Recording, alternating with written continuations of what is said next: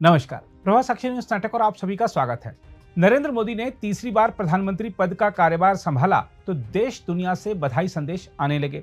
लेकिन भारतीय जनता पार्टी के मातृ संगठन राष्ट्रीय स्वयंसेवक संघ के मुखिया मोहन भागवत ने इसी बीच मोदी सरकार और बीजेपी को जिस तरह खरी खरी सुनाई, उससे सब आश्चर्यचकित हैं।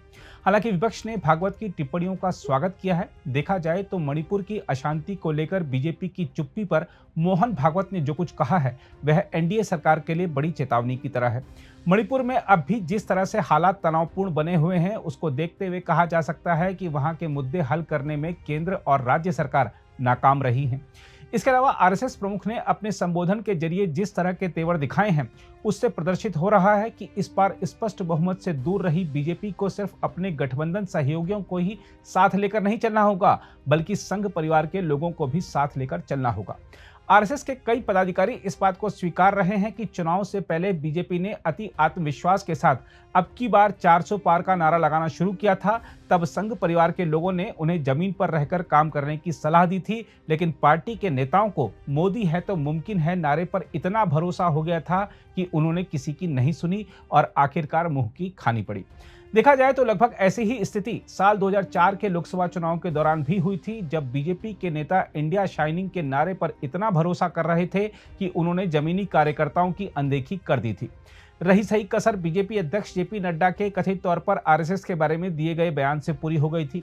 चुनाव के बीच ही आरएसएस कार्यकर्ताओं ने जिस तरह से बीजेपी से दूरी बना ली थी, उससे पार्टी के चुनावी प्रदर्शन पर बुरा असर पड़ा है।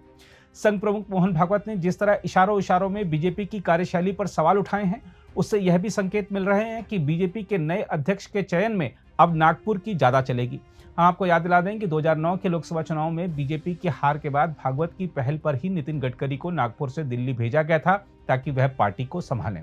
उस समय बीजेपी में लालकृष्ण आडवाणी, राजनाथ सिंह, सुषमा स्वराज और अनंत कुमार जैसे नेता दिल्ली की राजनीति में प्रभावी थे, लेकिन सबको दरकिनार कर गडकरी को लाया गया था। जहां तक मोहन भागवत के संबोधन की बात है तो आपको बता दें कि एक तो उन्होंने मणिपुर में 1 वर्ष बाद भी शांति स्थापित नहीं होने पर चिंता जताई है, साथ ही देश के सभी समुदायों के बीच एकता पर जोर दिया है। आरएसएस प्रमुख ने साथ ही चुनावी बयानबाजी से बाहर आकर देश के सामने मौजूद समस्याओं पर ध्यान केंद्रित करने की जरूरत पर भी जोर दिया है। लोकसभा चुनाव परिणाम के बाद अपनी पहली टिप्पणी में भागवत ने कहा है कि नतीजे आ चुके हैं और सरकार बन चुकी है, इसलिए क्या और कैसे हुआ आदि पर अनावश्यक चर्चा से बचना चाहिए। बीजेपी की सीटें घटने की ओर इशारा करते हुए उन्होंने कहा है कि आरएसएस कैसे हुआ, क्या हुआ जैसी चर्चाओं में शामिल नहीं होता है। उन्होंने कहा कि संगठन केवल मतदान की आवश्यकता के बारे में जागरूकता उत्पन्न करने का अपना कर्तव्य निभाता है। इसके अलावा सत्ता पक्ष और विपक्ष के संबंधों में जिस तरह की खटास हाल के वर्षों में देखने को मिली है, उस ओर इशारा करते हुए भागवत ने सत्ता पक्ष और विपक्ष के बीच आम सहमति की आवश्यकता पर जोर दिया है ताकि आम जनता के लिए काम किया जा सके। भागवत ने स्पष्ट कहा है कि चुनाव बहुमत हासिल करने के लिए होते हैं और यह एक प्रतिस्पर्धा है, युद्ध नहीं। उन्होंने विपक्ष को विरोधी कहने की बजाय प्रतिपक्ष नाम से पुकारने का सुझाव भी दिया है। भागवत का यह कहना भी महत्वपूर्ण है कि राजनीतिक दल और नेता एक दूसरे की बुराई कर रहे हैं, लेकिन वे इस बात पर ध्यान नहीं दे रहे हैं कि इससे समुदायों के बीच दरार पैदा हो सकती है। भागवत का इस बात पर अफसोस जताना भी स्वाभाविक ही था कि आरएसएस को बिना किसी कारण राजनीतिक विवादों में घसीटा जाता है। दूसरी ओर भले इस बार का लोकसभा चुनाव बिना किसी विघ्न के संपन्न हुआ, लेकिन इस बार के लोकसभा चुनाव में मिथ्या प्रचार और अफवाहों का बाजार खूब देखने को मिला। इस ओर भी इशारा करते हुए आरएसएस प्रमुख ने कहा है कि चुनाव में हमेशा 2 पक्ष होते हैं, लेकिन जीतने के लिए झूठ का सहारा नहीं लिया जाना चाहिए। उन्होंने परोक्ष तौर पर डीप फेक आदि की ओर इशारा करते हुए यह भी कहा कि तकनीक का उपयोग करके झूठ फैलाया गया। हम आपको याद दिला दें कि चुनाव के बीच ही गृह मंत्री अमित शाह का आरक्षण के बारे में विवादित बयान वाला डीप फेक वीडियो जारी किया गया था, जिसे कांग्रेस के कई बड़े नेताओं ने अपने सोशल मीडिया अकाउंट पर साझा भी कर दिया था। इसके अलावा भागवत ने देश की विविधता का सम्मान करते हुए आगे बढ़ने की नसीहत देते हुए यह भी कहा है कि एक दूसरे की उपासना पद्धति का सम्मान किया जाना चाहिए। भागवत का यह कहना भी महत्वपूर्ण है कि इस्लाम और ईसाई जैसे धर्मों की अच्छाई और मानवता को अपनाया जाना चाहिए और सभी धर्मों के अनुयायियों को एक दूसरे का भाई बहन के रूप में सम्मान करना चाहिए।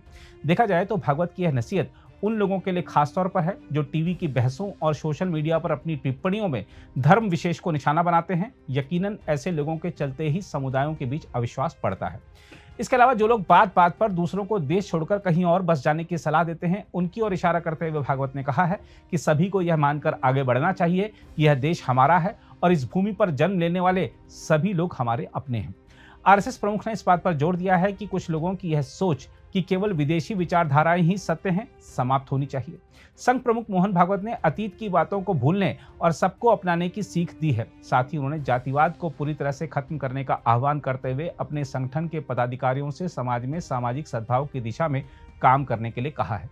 बहरहाल, संघ प्रमुख के नागपुर में दिए गए संबोधन को लेकर जिस तरह की राजनीतिक प्रतिक्रियाएं सामने आ रही हैं, वह दर्शा रही हैं कि प्रतिपक्ष को बीजेपी पर वार करने के लिए नया हथियार मिल गया है। खैर, पहले ही चुनावी नतीजों से परेशान दिख रही बीजेपी यदि भागवत की नसीहत पर तत्काल प्रभाव से अमल करे तो यकीनन वह जल्द ही निराशा के भंवर से उबर सकती है।